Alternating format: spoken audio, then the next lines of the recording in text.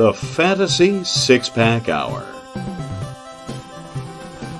With your hosts, Joe Bond. You're awful. And AJ Applegarth. It's Sin Shu Chu. It's a mouthful.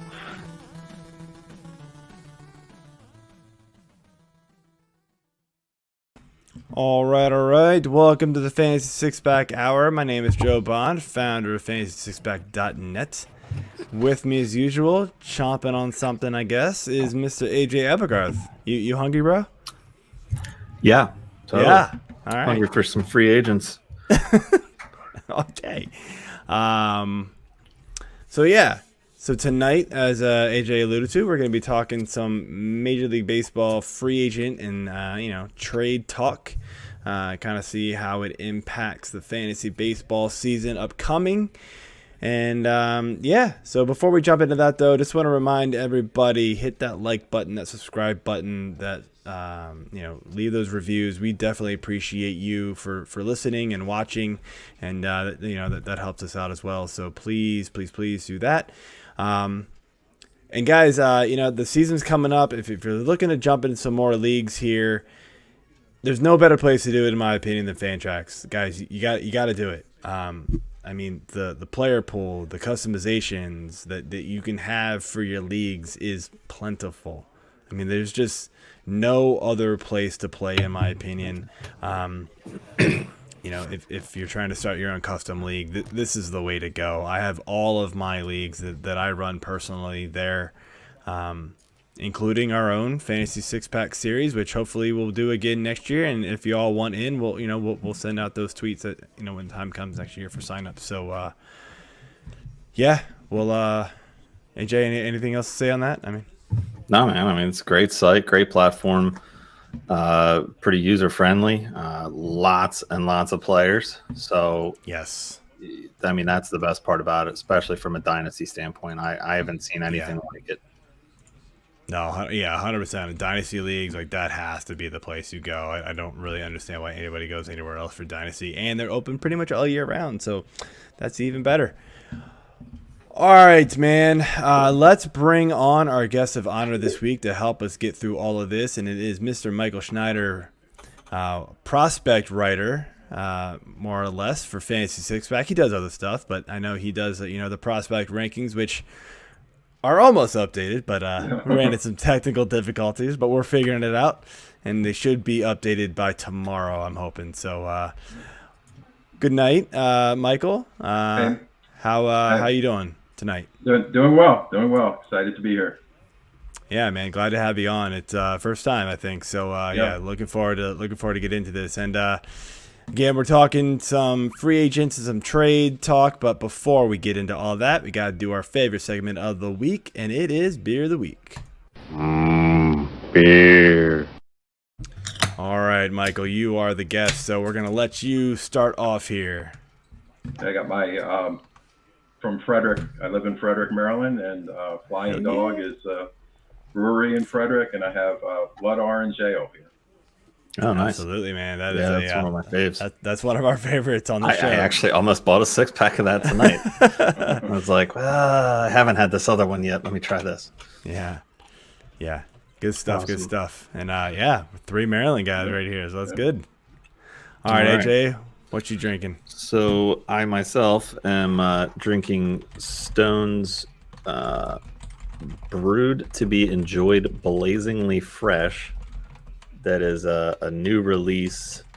It's a hazy IPA. It says enjoy by 4/20/22. 9%er. So yeah, apparently they came out with this beer, and you're supposed to drink it within 37 days. So see how it goes. Interesting. Very specific. And very delicious. Wow. All right. Okay. I have to find that one somehow. All right. I am drinking it's called a Definitive Brewing Company, The Entity Triple IPA. Never heard of it. It is I believe, 10%er, so pretty high up there. I remember having it a few nights ago. I had one of these, and it was very good. So, yeah, definitely very good. I gotta look Just it up. like I remember. Yeah. I gave it looking it up on my phone right now. If my phone wants to actually push the buttons. Oh, come on, phone. Don't do this to me. Of course. Try this again. Nope, we're not going to find out tonight. Okay, moving on. Yeah, moving on. Not important. So of course, we talked about the transactions, but quick before we jump into that, Michael, I want to get your thoughts on some of these new rules that got announced just a couple of days ago. And we'll start here with the Ohtani rule, right? I mean, that's what everybody's calling it. There's really no other reason why they would have done this. And it is pitchers can now remain in the lineup, as long as they were there before, when they're done pitching. And so this is the Ohtani rule, obviously. Like, he's the only pitcher doing this. How do you think this affects somebody like Ohtani for fantasy? Like, I'm looking at like the leagues where he's, one player, specifically. Like, I don't know. To me, like, I don't know when I would ever use him as a pitcher at that point, because like I want his bat. Like, his bat's more valuable. Yeah. Yeah, I don't think you're ever going to be using him in a regular weekly league, like an NFBC league, where you're always going to be using him as a hitter pretty much at this point. And the new rule it's not going to do a whole lot, but it'll get him another 1 or 2 at bats a week, which won't hurt certainly. Yeah, absolutely. And we all know how powerful that bat would be. Now, I wonder, like, what's your thought here on, sites and Fantrax is one of them. I think, is NFBC one of them too, where he is one player. And so you can swap him, right, to wherever you need him. Yeah.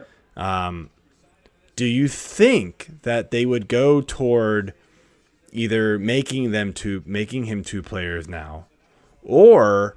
And, I randomly posted it on Twitter, and Razball was commenting back and forth with me. The idea was proposed where pitchers' hitting stats should count if the pitcher is DH eligible.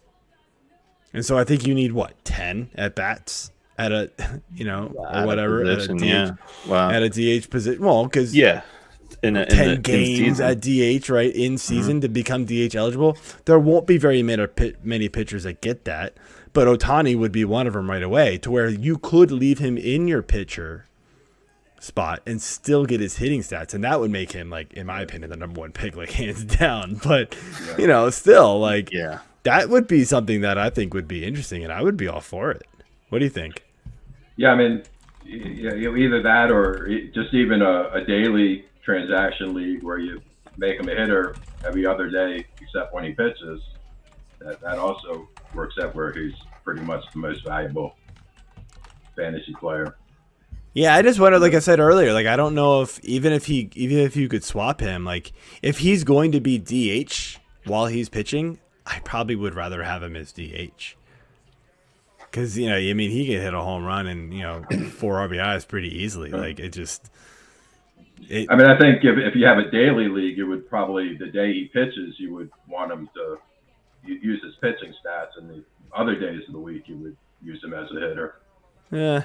It's tough. I don't know what the right answer is. My gut says lean toward you'd probably keep the bat in the lineup more than his pitching. I mean, he's a fine pitcher, but he's not elite by any means. But he's up there. So moving on, AJ, man, let's get to the next rule here. So next rule's not a big deal, but I think it's basically because of the lockout being extended, and they've decided to go with a 28-man roster, which obviously is typically 26, through the month of April. And the caveat here is that there's no limit on how many pitchers the teams can roster during this, expanded roster month.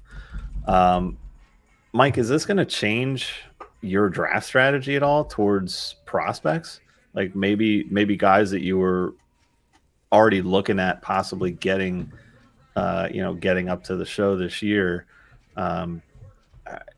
They may have a chance to get in earlier.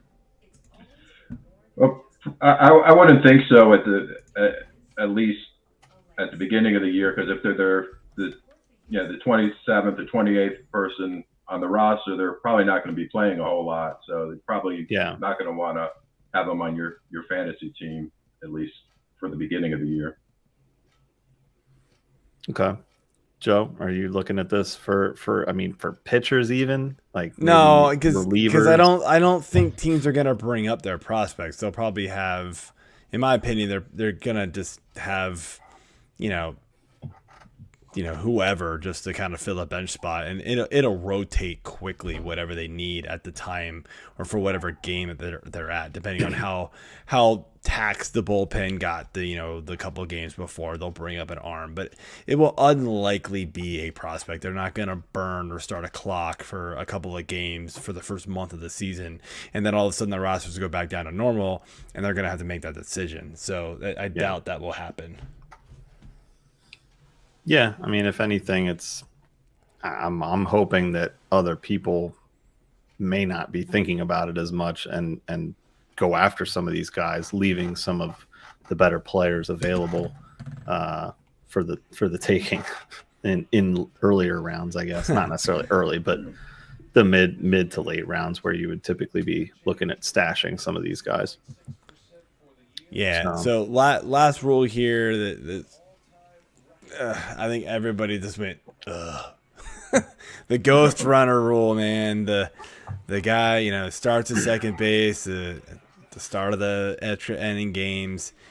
Look, I mean, this is horrible for baseball. Nobody likes it for actual baseball games. But I mean, like, is there something to this? Is this somewhat good for fantasy? Like, getting to extra innings, man, you guys that are up could get a quick RBI, right? Yeah, I mean, it's just going to be a single run or a single RBI that it could make some small difference. I agree with you. I don't think it's very good for baseball. It's been in the minor leagues now for a while, and then in the minor leagues it's somewhat acceptable, but I don't like it in the major leagues. I don't really understand why they kept it, despite the players hating it. How did this happen? Yeah, I don't understand it. I mean, it doesn't make any sense to me. Everything that I had seen, coming in was a big topic. It seemed like to get taken back out, and everyone was like, "Yes, please, just get rid of this. This was terrible, this and that." I mean, yeah, for fantasy, you might get an extra run or the RBI, maybe a stolen base. Depending on who they put on second. Well, at the same time, it's bad for pitchers. Right? Well, yeah, they get hit even quicker. It's going to hurt your pitcher. So I just think that this rule needs to go away. I was really hoping that they would have gotten their heads straight and done away with this one, but I mean, whatever. If we have baseball back and this happens to be here, then I think everybody's. I think I'm okay with it. Everybody's just like, fine, we'll deal with it if it means we get to play. All right, well, let's jump into our transactions here, and we're going to start with the biggest name of all. AJ, you lead it off, man. Whew. All right, Mr. Freddie Freeman is now going to sign. Oh wait, he did, and it is in Dodgerland. So how does this impact his value and the rest of his new teammates' value? Well, I think that the Dodgers lineup is as good a lineup as you're ever going to see. It's just completely loaded from top to bottom. You kind of wonder what Freeman's state of mind is. I think he was kind of playing a high stakes game of chicken with the Braves, and the Braves, I think, shocked him and decided to go elsewhere. And he Yeah, I think he definitely wanted to stay with the Braves, and that the Dodgers are probably his second choice. And Yeah. but the question is not how good a player he's going to be in the immediate future. He's one of the top hitters in baseball, but in 3 or 4 years from now, when he's 35, 36, is he still going to be at that level? And the Braves decided not to take that chance. Yeah, I think it's interesting that he really was the face of this franchise, and from a fantasy standpoint, basically arguably the top first baseman for years and years to go. So he's still young. He's getting a big contract, 6 years, $162 million. Compared to Anthony Rizzo, who's like, hey, I still play too. And New York's like, yeah, we'll give you 2 years, 32. Shut up. Here you go. Rizzo, we actually talked about this. Rizzo and Freeman's career stats are fairly similar in most categories, but Freeman's obviously got the edge. It's just another case of the rich getting richer. And, this is the part of baseball that I'm kind of sick of seeing. Yes. Mostly because it's not the Phillies doing it. But they did finally go over the luxury tax, which we'll get into here in a little bit. What are your thoughts on it, Joe? Yeah, so obviously it's a great landing spot for Freeman himself. I think when I look at it, my mind wasn't really with Freeman, right? Like, we know he's going to be a good player. It was, now how does the trickle down effect fall, right? And so you think about the kind of crowded infield now. Muncy was a first base guy, and now he's second base, DH, but they've got Chris Taylor, which is sort of kind of all over the place, but kind of locked into second base as well. Super utility. You got Turner, and then Justin Turner, right? And then Gavin Lux, he's squeezed out at this at this point, in my opinion. Like, I don't think he's really going to find, unless there's an injury, which is very possible in this lineup, especially in the outfield with like Pollock and Bellinger. Like, they get injured all the time, it feels like. So he can find playing time there. But the other thing that's interesting to me is, the top of the lineup right now, roster resource shows Mookie Betts leadoff, which I think makes perfect sense. Freddie Freeman second, which still makes sense, but then Trey Turner third. So here's where my head goes with that. I think that hurts Trey Turner's steal ability. Yeah. Right? So everybody was probably expecting close to 35, 40 steals for Turner. I don't think you're getting that now.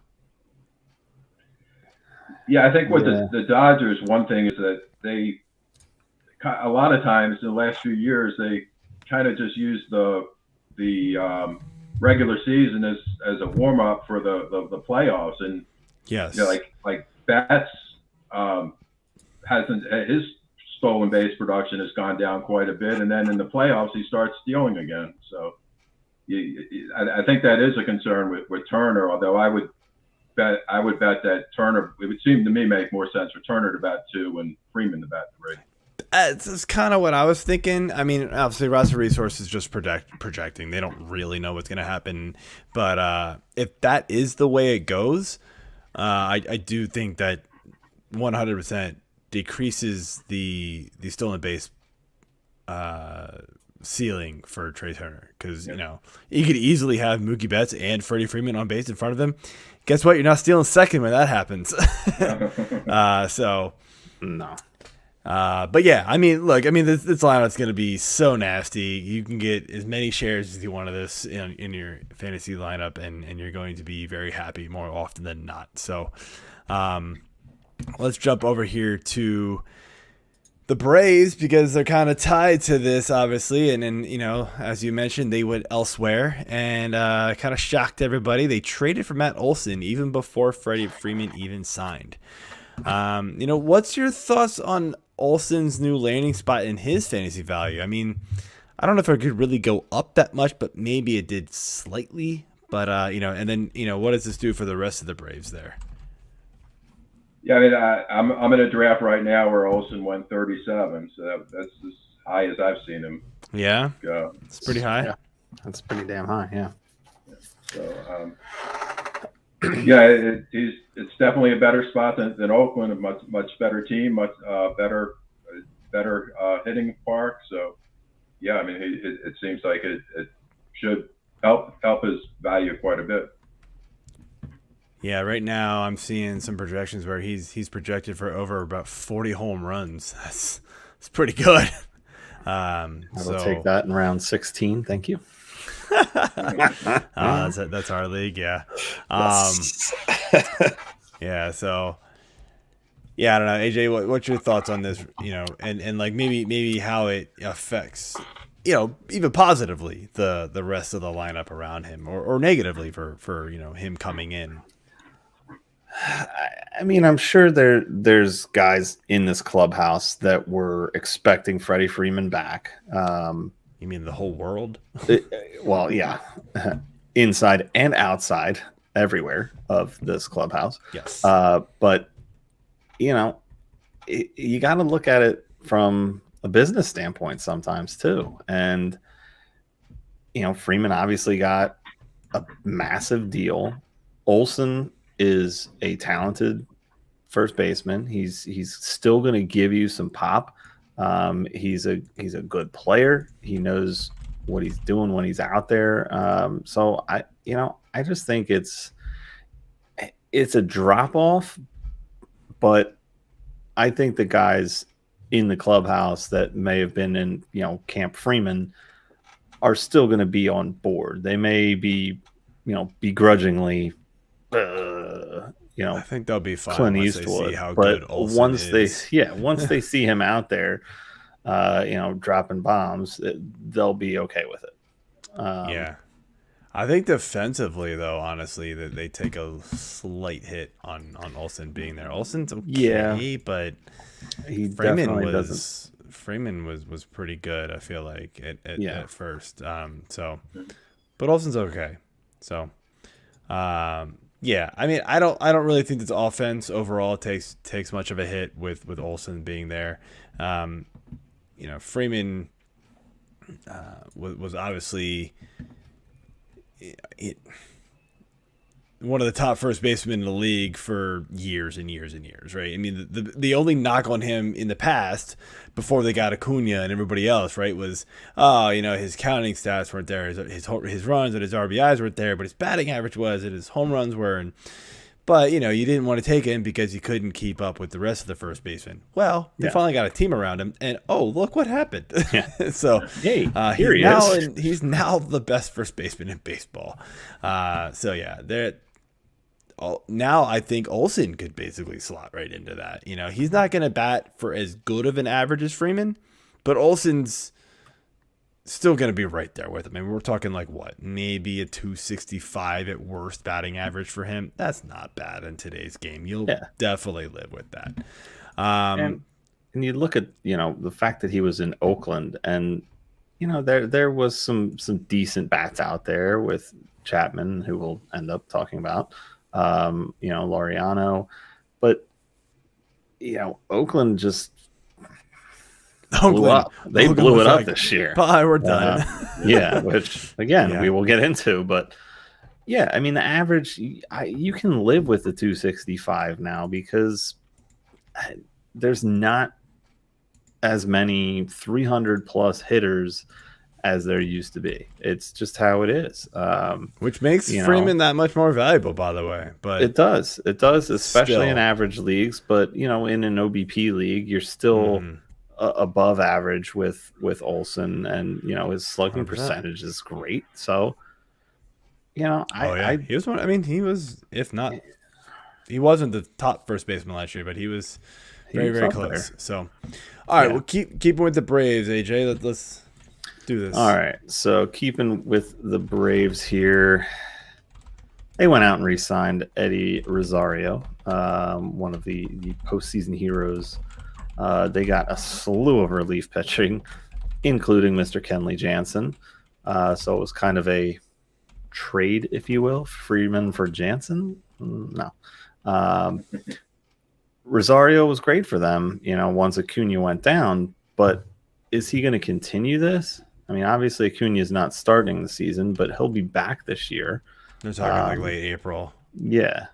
So it's not a lot of time for Rosario to really make it a big impact. Rosario's in the lineup, but it's more of, can he continue to produce like he did? Because he was sort of a disappointment before he got there, like the last couple seasons. And then he got to Atlanta and it was like, oh, guy can play baseball still. Okay. So can he continue to do that? Early on, where I was thinking, like, what happened? And especially in the playoffs. He was a monster in the playoffs. So, yeah. What's your thoughts? Yeah, I mean, he's a solid offensive player. I think from a fantasy perspective, he's a nice player. But as far as I don't like their defense in the outfield. Right. Azuna's terrible defensively, and they're probably going to be forced to play Acuna in center, and which I think he's probably not his best position, and of course he's going to be coming back from the injury. So, in real life baseball, I do have some concerns about that defense. Yeah, I mean that's where getting rid of Pache might have been a big mistake. Those late inning games where it's like a close game, you're up by like 2-3 runs maybe, and like even just a run, like you just need some defensive replacements, and he was a good defensive replacement for them. His bat hasn't quite come around, but I'm with you there on the outfield defensive liabilities there for them. But I mean, look, teams have made it work, but I wouldn't be surprised if they don't go out and get somebody mid-season who could play some defensive outfield, especially if Acuna doesn't quite come back and be Acuna, right? I'm not really truly expecting that right away, but I do like Rosario being there. I think he's a really good. I mean, he's going fairly late in drafts, in my opinion. I think he's a great value right now where he's at. He can run a little bit. He can hit for some power. He's got to hope he stays healthy because he hasn't really done that the last couple seasons either. Yeah, I mean, I'm worried about Acuna, honestly. Even though he'll be back April, I just don't think he'll be back until at least June. And I think it's a mistake to put him right back out there in center, personally. But they're not. They're going to DH him for a couple of weeks. They already said.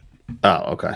Well, that's good then. But still, even after that, he may not psychologically be ready to go back out there and do it. So, I mean, it's going to be a wait and see approach, obviously. But as I said, the bullpen is very crowded now. You're looking at Jansen signing for 1 year, $16 million. You got Colin McHugh. They signed for 2 years, $10 million. There's the list just goes on. And of course, they had Will Smith, who everybody loved early on. It's like, sorry, early drafters, you got screwed. But I mean, do you think that this is just Jansen's role? He's just going to immediately step into the closer role here? I think he's got to. I mean, it's Kenley like Jansen. I think he's going to be the closer. I don't see it any way that he's not. A lot of people did get screwed with Will Smith. That he was going in in the fifth or sixth rounds in some drafts.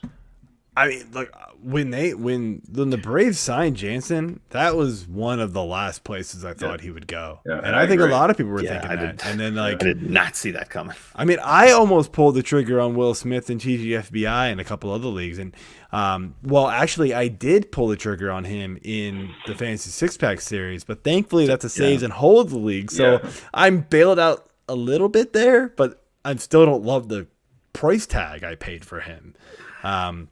Now he went later in that draft because it saves and holds, and I bought him at the saves price of a saves and holds league, which isn't super high.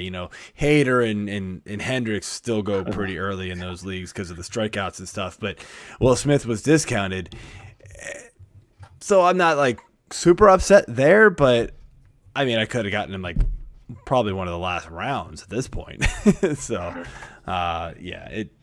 This stinks, man. Like I feel for everybody in NFBC, paid mega bucks, right, to get into some of those drafts, and they probably took Will Smith thinking he's fairly safe there, and he just wasn't. But yeah, I totally agree with you. You don't sign Jansen for that kind of money to not be the closer. He's absolutely the closer, unless just the wheels fall off. I mean, look, the one thing we mentioned in the relief pitcher show, AJ, remember, like, with Jansen, right? He's been getting himself into trouble, right? Yeah. Right. And so to where last year kind of flipped it back finally, at least with the ERA. But if you look at his FIP and his xFIP and things like that, like, they're not nearly as good. His whip is bad. His whip was pretty good last year, but his whip was up because his walk rate is going up. His walk rate has been really his walk bad. rate was 4.7 last year. Not great. So there is some minor concern with me and Jansen, but I think this team is good, and they're going to give him a fairly long leash, and he deserves it because he's been an elite closer for his entire career, and he's had a long good one here. So, all right, well, let's move on here to another batter, and we're going to move over to the AL East here, and it is the Boston Red Sox, Mr. Trevor Story. His draft stock, in my opinion, was pretty discounted. In all the drafts that I was in, he was getting passed up by a bunch of guys. We're talking about a guy that even in the down year was 20-20, right? 20 home runs, 20 steals. Batting average wasn't quite where you would hope.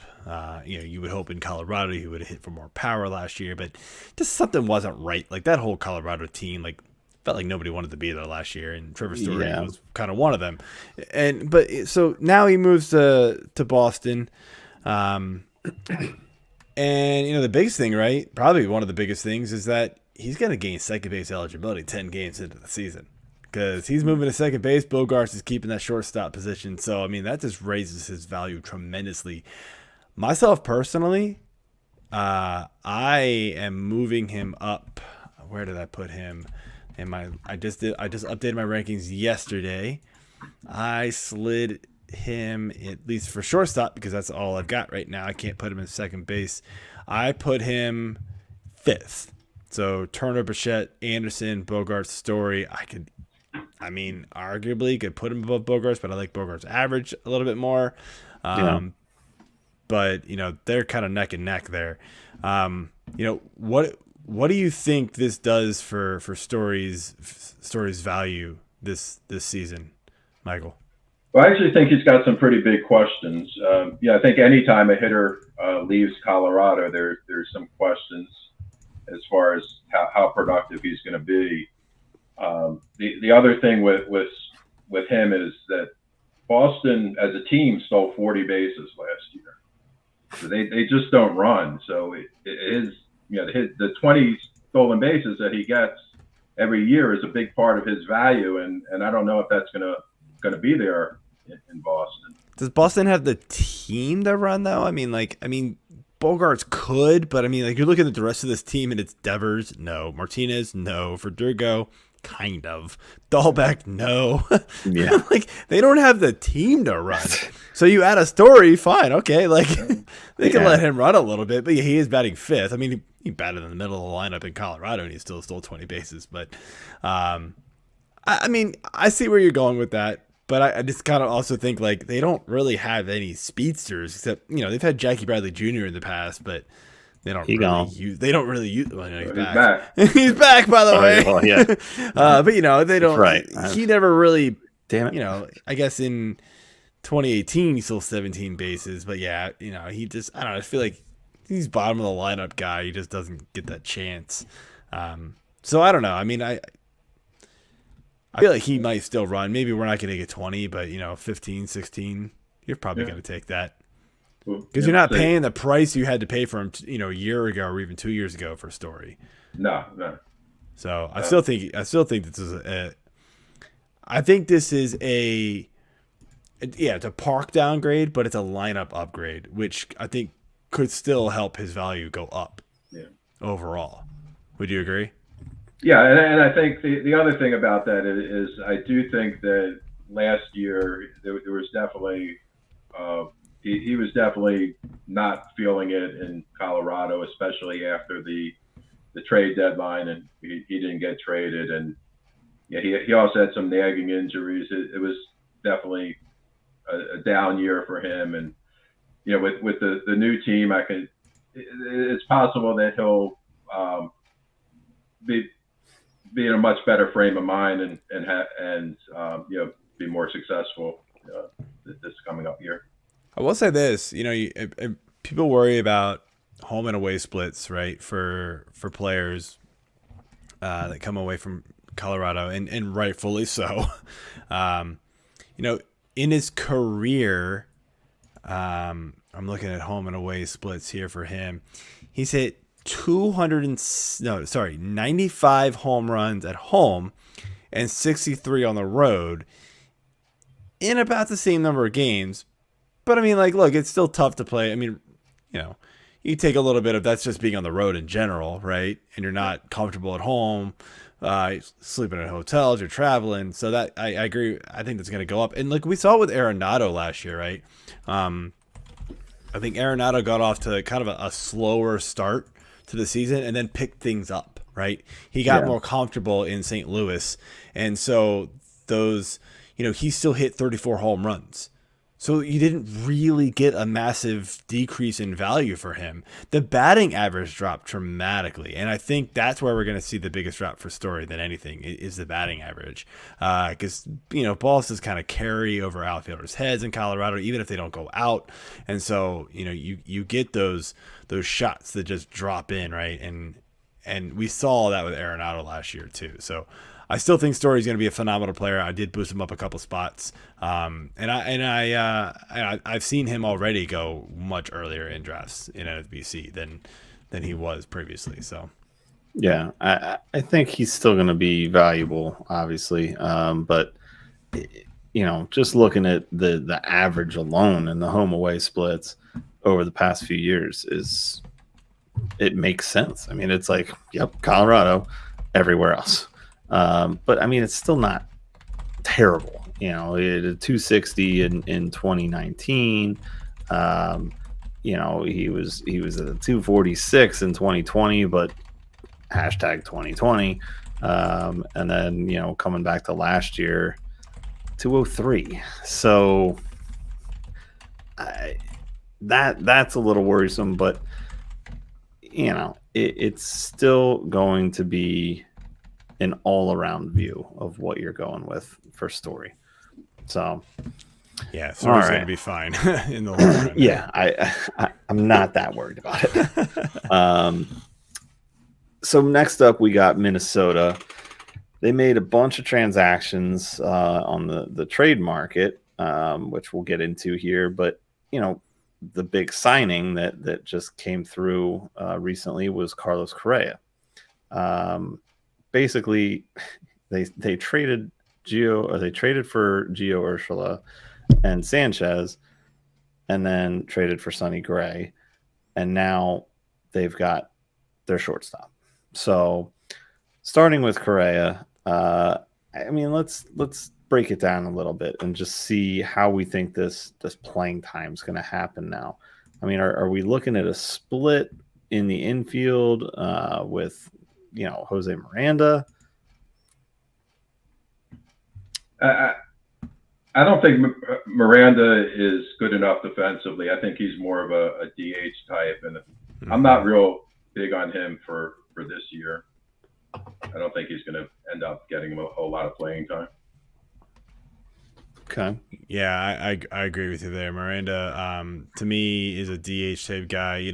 Before Correa, maybe he would have squeezed in just because they had to have him somewhere, fill in days and kind of be like a utility. He could play third base for sure. But I think, for now, he's kind of backup DH at this point. But, he could become the primary DH if he just kind of shines, which is possible for him. I kind of think that you're going to see a lot of Gary Sanchez at DH, and I think he could have a big year getting out of New York and focusing on hitting and rather than catching. I mean, he had some big years, and then he kind of fell flat the last few years. I think he had defensive issues, and that probably may have impacted his bat, and the pressure of playing in New York. I look for him to have a nice year this year.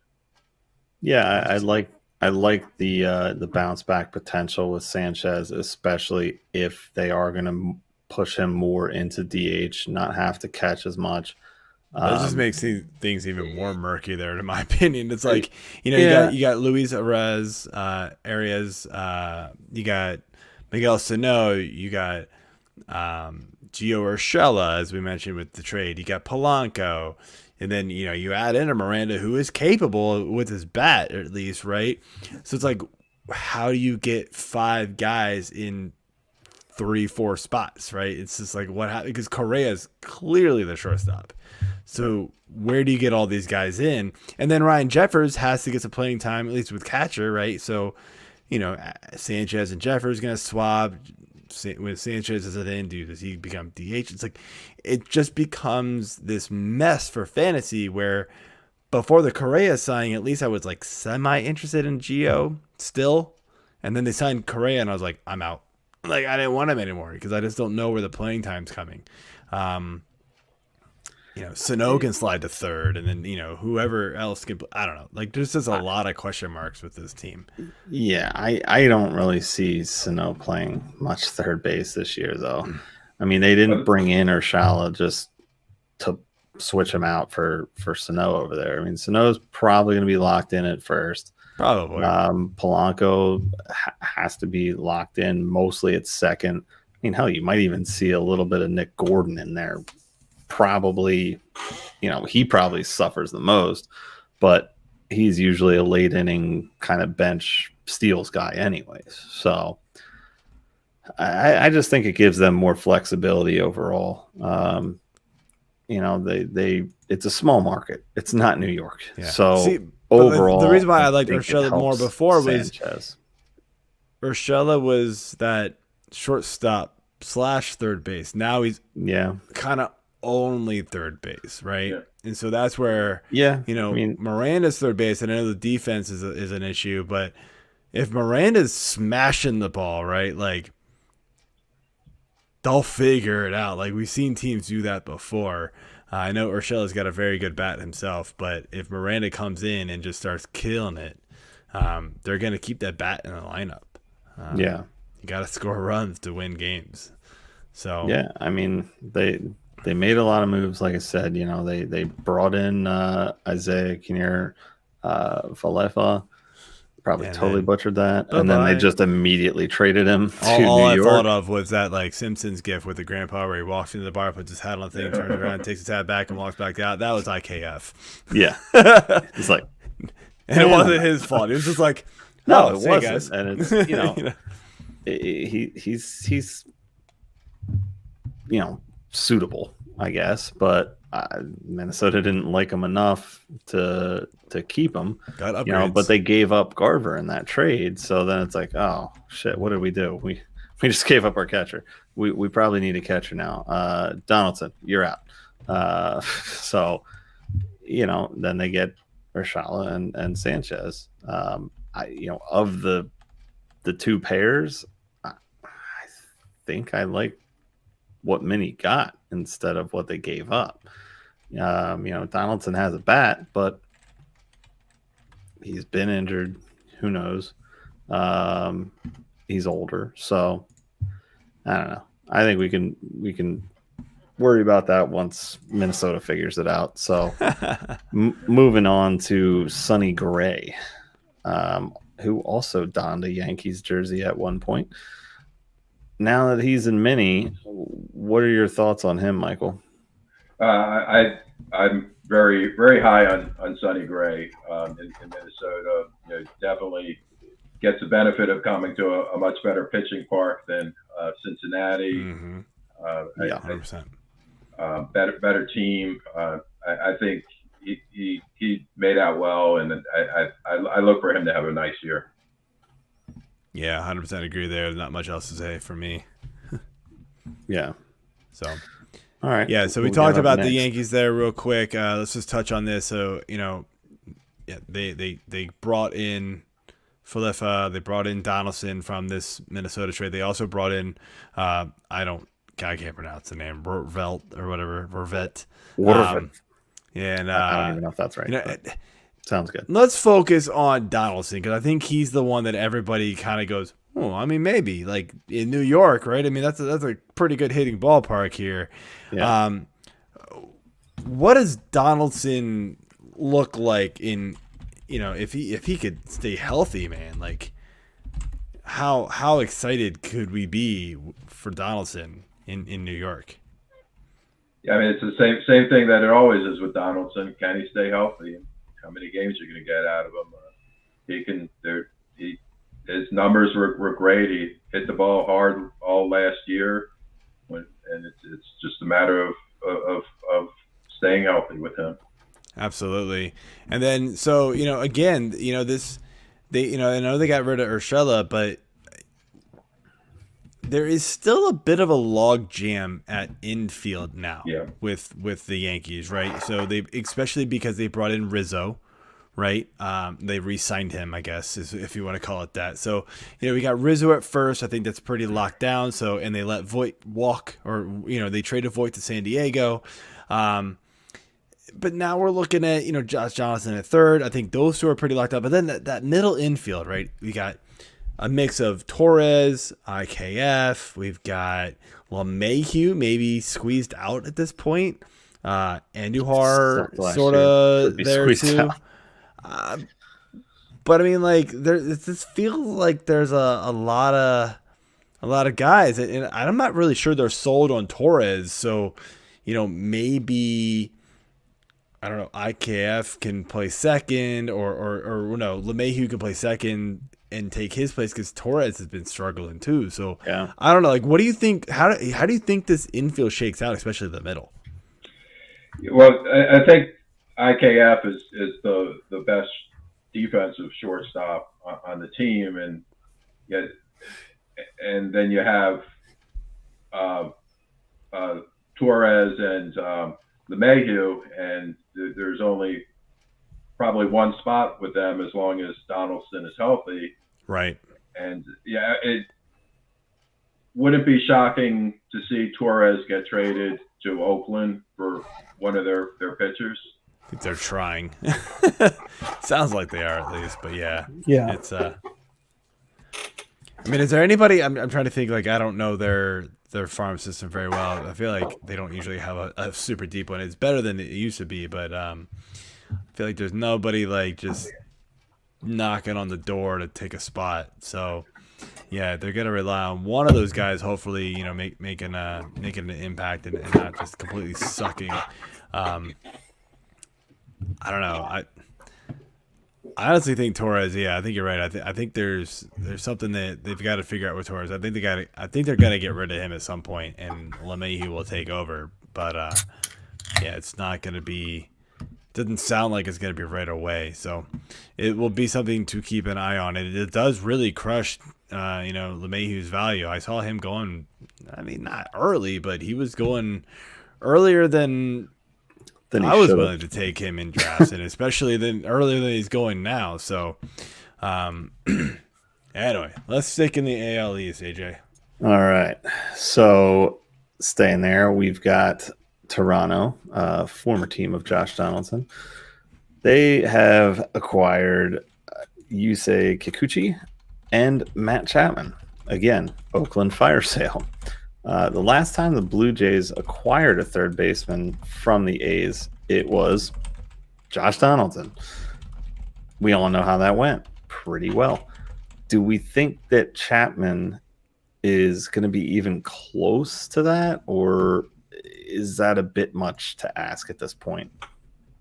I think that may be a little too much to ask, but I do think that you can see a bit of a rebound year for Chapman. They already signed him to a new contract, and yeah, again, it's a much better park, a much better team for Chapman than Oakland.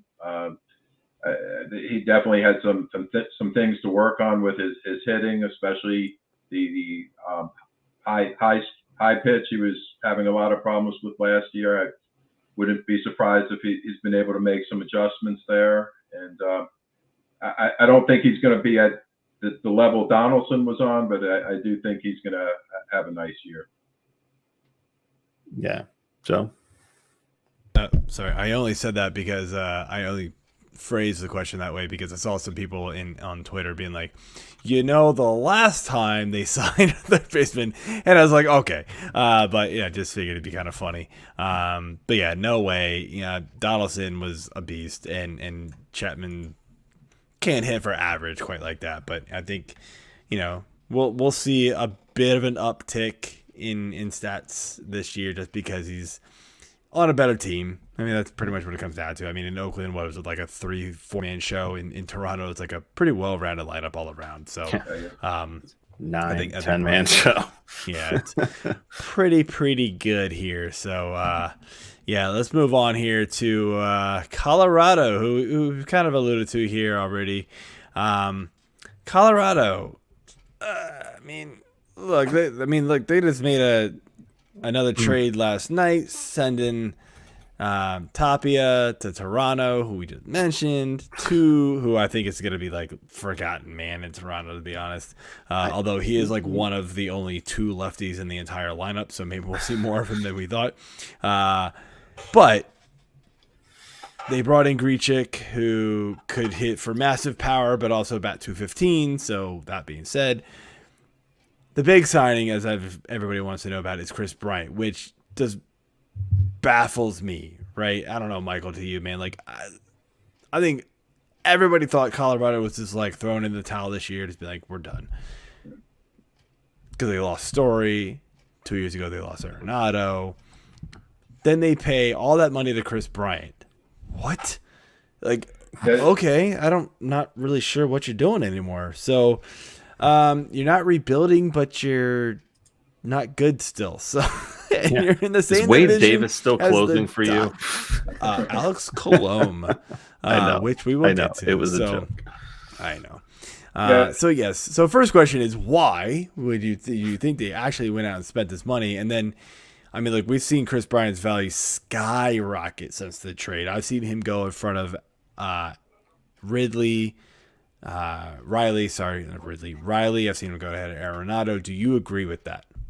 Yes, I actually took him in the 5th round of a draft on Saturday. Okay. Colorado's a great place to hit. It should not going to be any pressure other than going out and swinging the bat for him. And I look for him to put up some big numbers in Colorado. Although the move definitely didn't make much sense, after they basically gave Arenado away to St. Louis. Yeah. No, it doesn't make any sense at all. So on the second part of this Colorado discussion here, we got to talk about Alex Colome. I mean, this guy seems to always find a way to be fantasy relevant. I have no idea how it's still happening. I mean, the guy is just he's like a barrel of TNT, man. You never know if it's just gonna blow up in your face for a week at a time, and then he's just awesome. It's just when's the fuse gonna light? It's just. Are you willing to take a chance on him, especially late in saves only drafts or leagues, or are you just completely out because it's Colorado even more so than it has been in the past with him? Well, I'll tell you, I don't know how many fantasy drafts I've done in the last 10 years, but it's been quite a number of them. I have never taken a Colorado pitcher. So Smart man. Yeah. The ones I've taken, I've regretted. Yeah, I love the I love the John Gray truthers every year when he was in Colorado. He's gonna be awesome because there's always one guy every other year for Colorado that has a good half of a season, and they're oh, but look, it can happen. guys, No. 8 games. Yeah, and they were all on the road. No, but they were. But yeah, it's still, I get your point. It's still just like, all right. But yeah, I mean, Colome, I feel like, I don't know. I feel like if I'm totally desperate in the very last round of a saves only draft and he's sitting there, I'll be like, fine, click. But I'm gonna hate myself for it. But I mean, like, it could work out. I mean, like, you know, you get one save, 2 saves a week from him, you're sitting pretty. You know, I mean, you could get 25, 30 saves, but you could come with a 4.5 5 ERA. or 6 ERA with a 140 WHIP. So it's gonna definitely offset. At least I'll say this about like reliever whips and ERA, like they don't murder your overall as bad as a starter, right? So like you can stomach it a little bit as long as you've got great ratios elsewhere.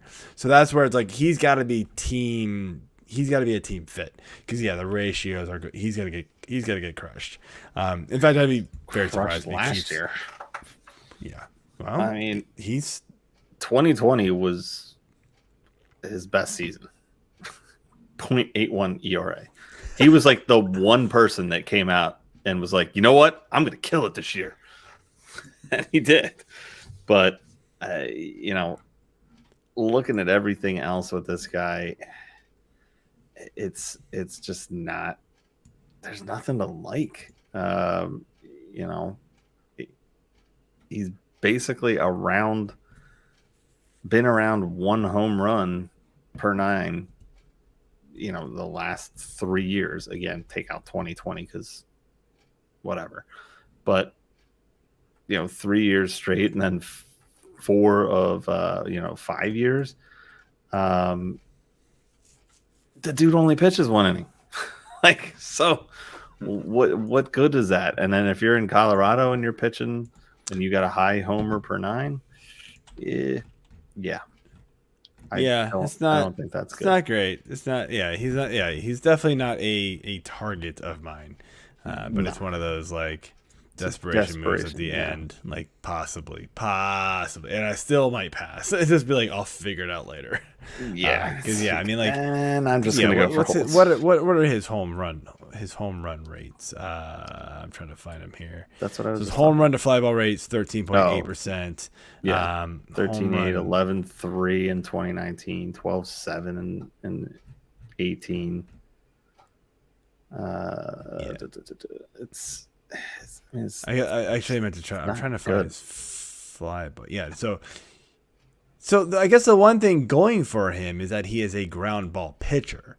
That's the only thing that might save him in Colorado. Is he 53% ground ball rate? Like his fly ball.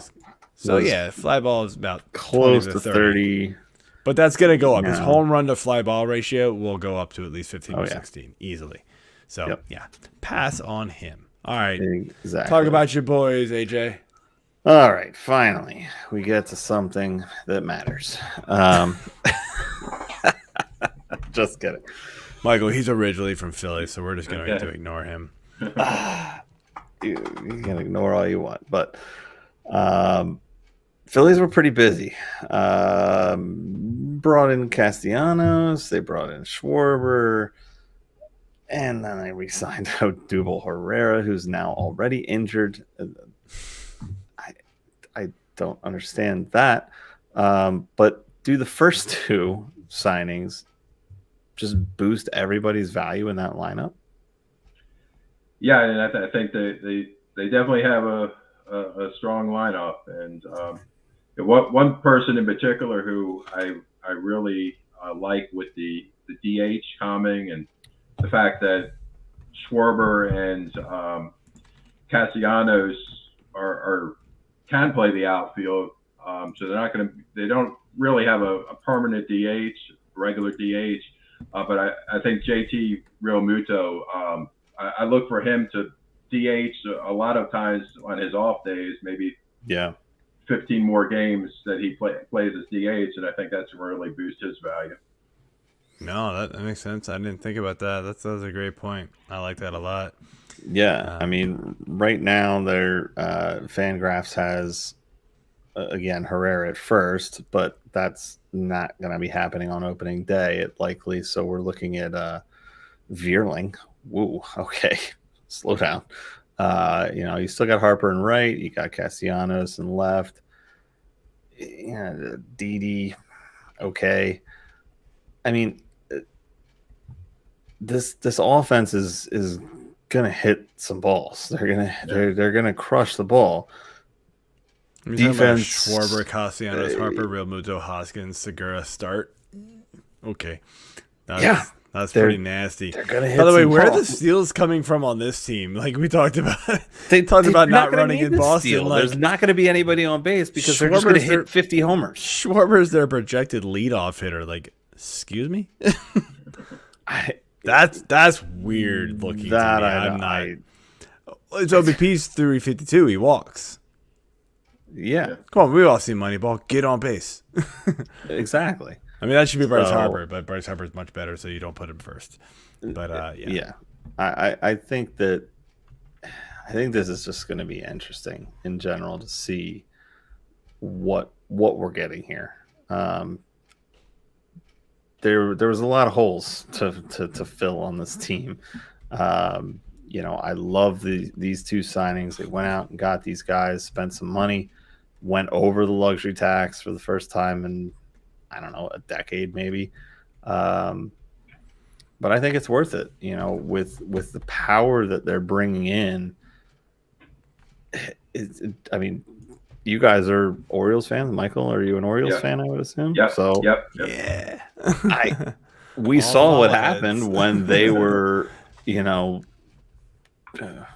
cares about how many runs the other team scores, because we're still going to score more. I feel like there's a bit of a vibe there for that, but I mean, we'll see. Yeah.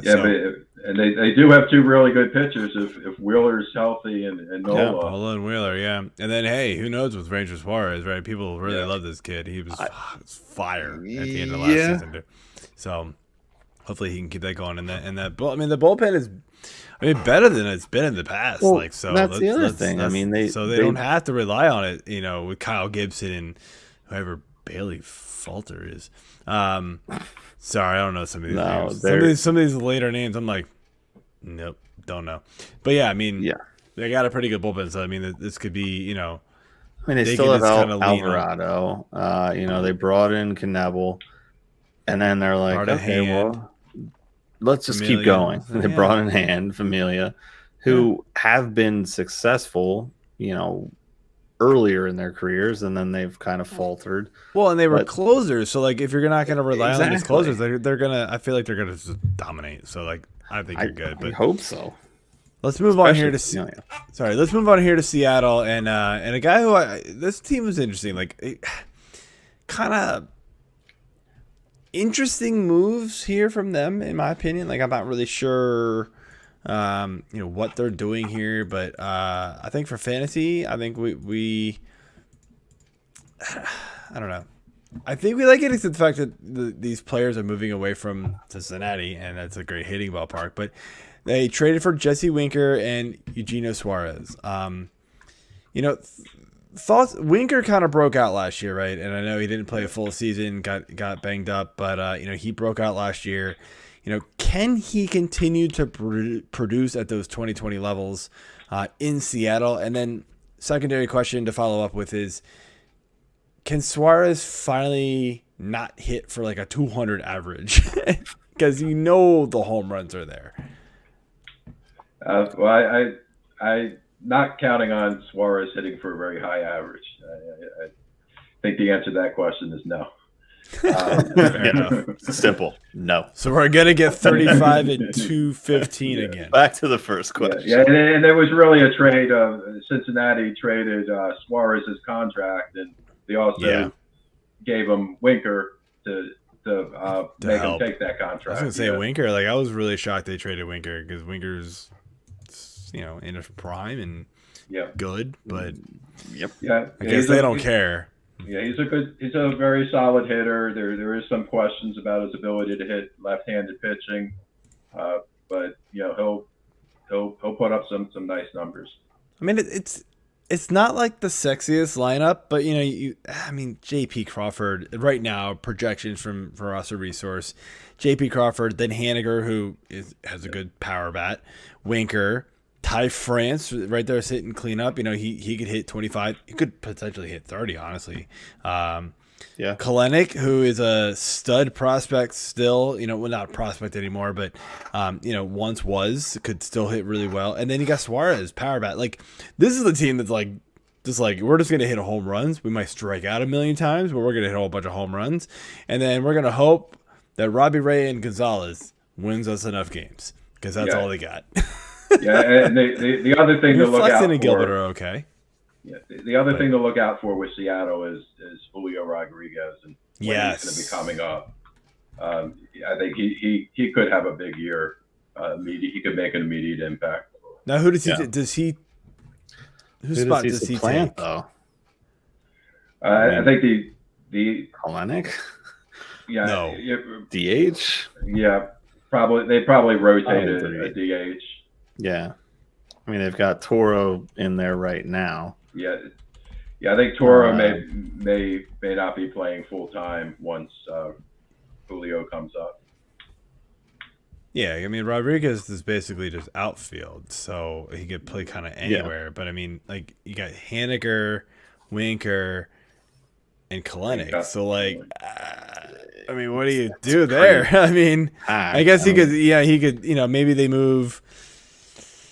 I mean, what do you do? You move Haniger maybe to DH for Toro, and then probably mix and match you the DHs.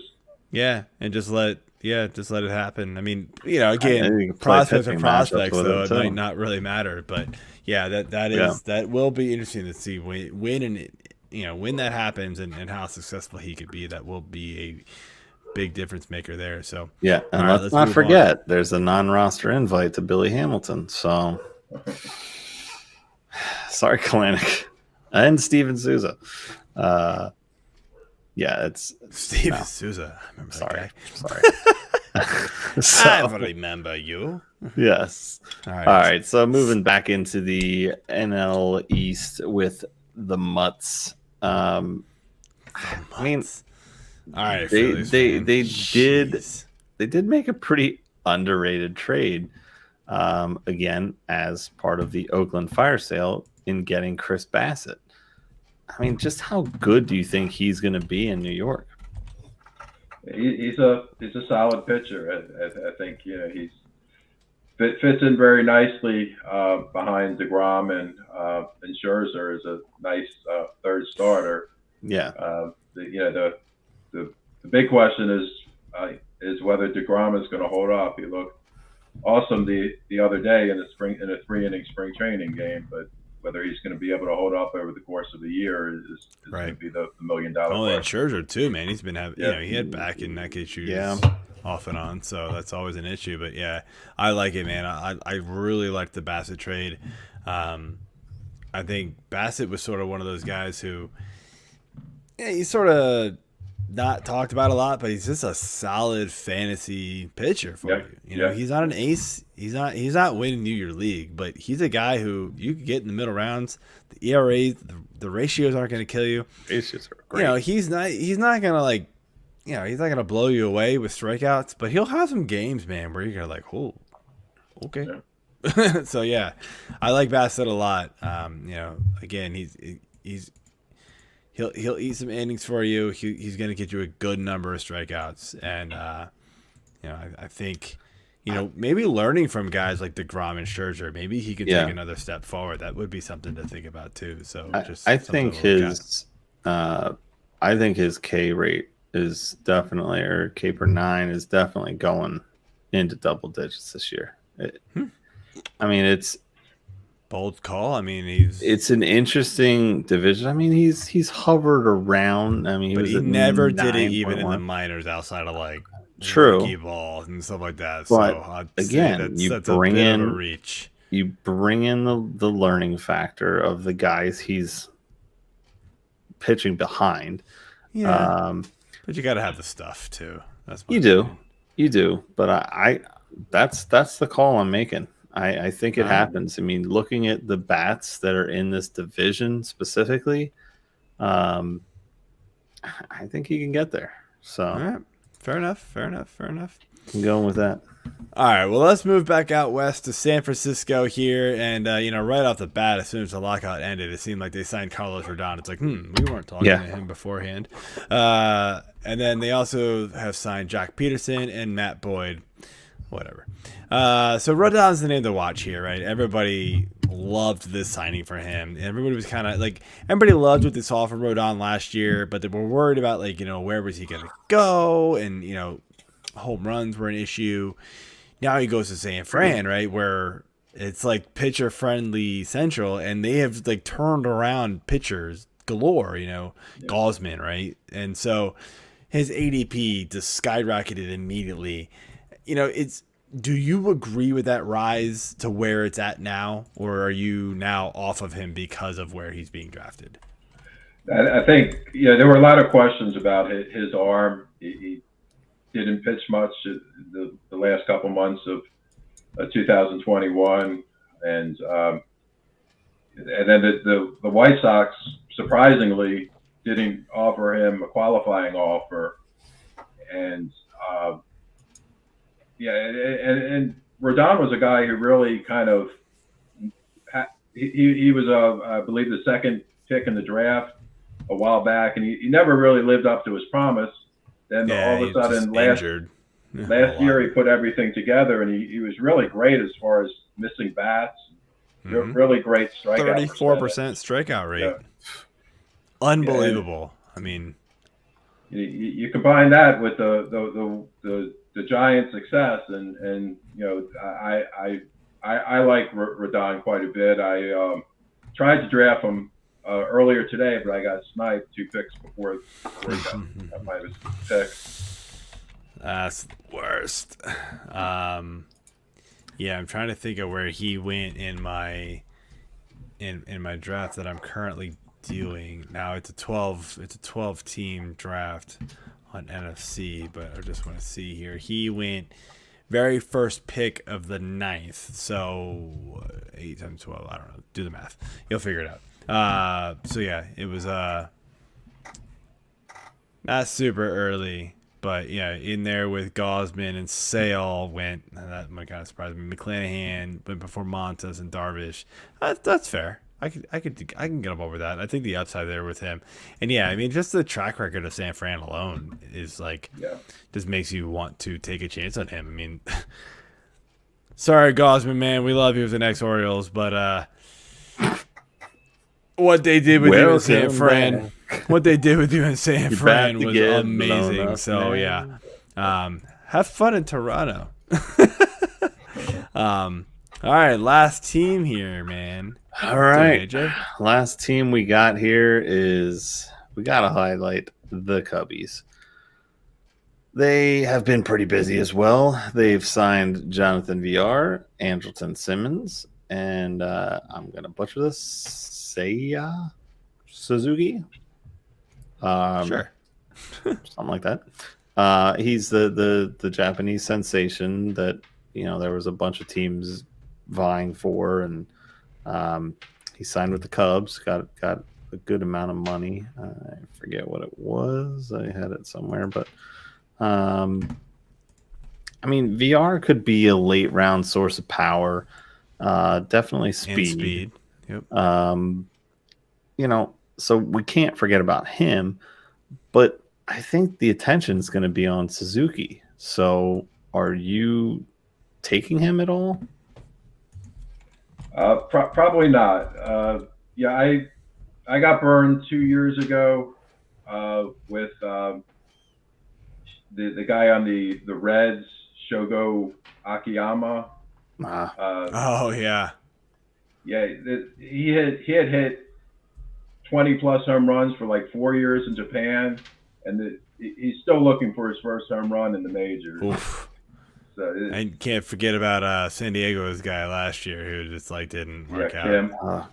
Kim. Yeah, man, who has value now because Tatis. So he's got some value, but man, you still don't really want minimal to go into there. So I just think where Suzuki's going, there's too many questions, too many other players that can be drafted that have less questions. That in my style of drafting, that's who I would pick over Suzuki. Yeah, I agree with you. He's there. I mean, I see some projections with him where he's hitting, let's see here. Steamer's got him at 29 homers. Yeah. Well, no. So I see ATC with 22 and 7. I see, the bat at 19 and 9. So I mean, those aren't bad numbers. I mean, just it's hard. It's super hard to project these guys coming over because it is. The pitching here is just so much better. Yeah. And I mean the projections for the K rate here. I mean, Zips has the highest at 27.3. Everybody else is like low 20s or below. It's like phenomenal K rate. You cannot go off of that. I mean, there's just no way. Yeah, it's impossible. That's going to be. I would think 27.3 is the floor, and it's definitely the bottom floor. It's going to probably be higher than that. Until he gets acclimated to the game over here. The average, it's all over the place. Slugging is kind of all over the place. 286. Holy cow, that is crazy. None of these projections make any sense. No, they don't. It's a big guessing game with him, and I'm out. Yeah, I don't take my chance with him either, Michael. I totally agree with you there. Yeah. So let's finish things off here. So we're just gonna run through a bunch of other signings and trades that happened here. And so Washington has acquired Nelson Cruz. Miami has acquired Jorge Soler. Oakland, Christian Pache, and a whole bunch of other guys that probably don't really matter. I mean, I know you're a big minor league guy, but I don't think there's a whole lot of guys, watching this show. Shea Langoliers, Joey Estes, Ryan Cusick. I can't even pronounce some of these names. Gunnar Hoagland, Kevin Smith, Zach Loke, Kirby Snead, JT Ginn, Adam Euler, San Diego, Luke Voigt, as I mentioned before, Mitch Martinez. Cincinnati got Jake Fraley, Justin Dunn, Brandon Williamson, Mike Minor, Chase Petty, and then they just signed somebody today. Who? Cincy? Yeah. Tommy Pham. Yeah, Tommy Pham. So Tommy I was just Pham, looking at his stats. So that's interesting. Hey, all right, good. Texas, obviously we mentioned Mitch Garver, Brad Miller, and then Milwaukee also signed Andrew McCutchen. Mr. Old Man won't go away. Pick a couple of these guys and give us your quick thoughts, in the positive or negative on these guys. Yeah, I think McCutchen, he's in a really good situation. He's probably going to mostly DH. It's a good team in a good park. He's had some struggles against right-handed pitching the last couple of years, but he's dominated against left-handed pitching. I think overall he'll have a nice year. I think Nelson Cruz is an interesting pick for Washington. There's kind of a smaller scale of the Colorado with Kris Bryant, where you really didn't expect them to make a big free agent signing. They looked like they were rebuilding, but I think he could be a very positive influence on Juan Soto, for one thing, and then also his value really went down, especially at his age, because he didn't play up particularly well in Tampa. But I think that he may have some of what Willy Adames had, where the lighting in Tampa really kind of impacted his hitting. So I wouldn't be surprised to see him go back to the level he was at for a number of years and have a nice year. Interesting. Can I ask you one question and one thought? One of the guys, and this is a personal thing because I got him on a dynasty team. Luke Voigt, where does he slot in on that San Diego team now? I like Voigt in San Diego. I have him in a number of places as well. I think he's probably is going to be the DH and bat in the middle of the order, playing every day until they get rid of Eric Hosmer. And I don't see any reason why he wouldn't hit 30 home runs and 270 average.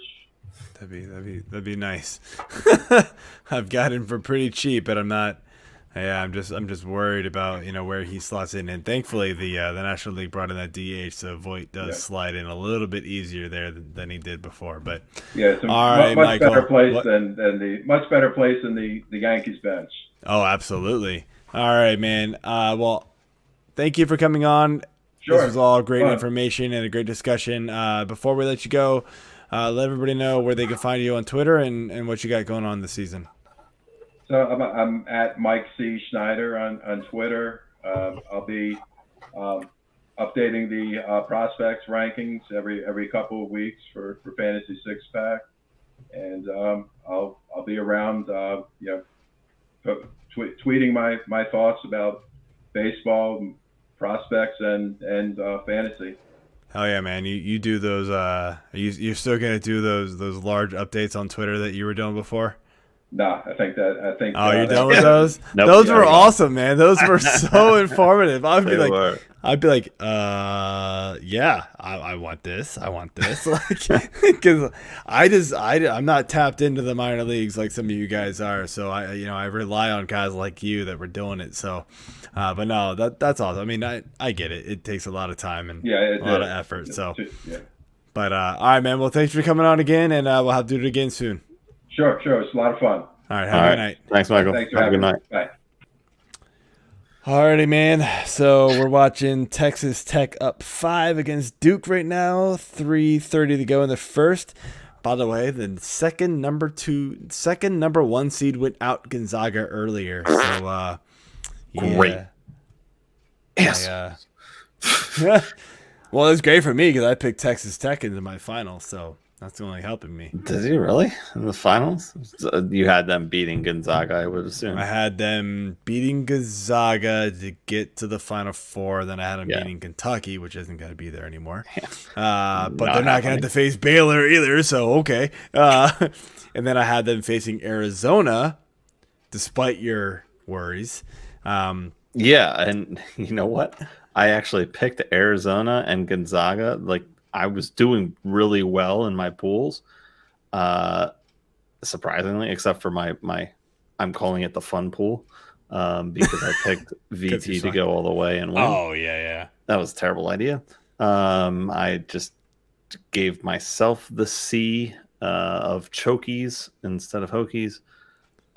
I still think they got a raw deal having to go up against Texas. But that was a terrible matchup. At the same time, we deserved a better seed. I'll be honest. We deserved a better seed. As an ACC champion, I think we deserved at least like a 9 or a 10. At least. Yeah. But anyway. Whatever. So I switched a bunch of things up on Thursday morning, like I always do. And ended you can't commit to anything? Yeah. Oh, of course not. I can't commit to being on time. I can't commit to being, You've been good lately. I was just telling Michael today when you were a little late, man. I was like, it's like 9:02. He's been really good lately. Today got away from me. We were supposed to have a meeting, at work that was supposed to be earlier this week, and then we pushed it because. Well, let's close it out, man. We're at a minute 23. All right, let's go. Let's close it out.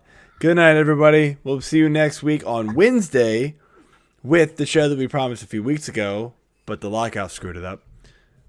Mike Kurland going to be talking about some spring training updates, and I'm telling you, if you guys did not follow this guy on Twitter already, you need to. He's got a phenomenal spring training lineup tracker, which kind of and he puts notes in it with oh, hey, these are interesting lineup things, like this is what we might be looking at for the regular season. It's great. So gotta go follow him.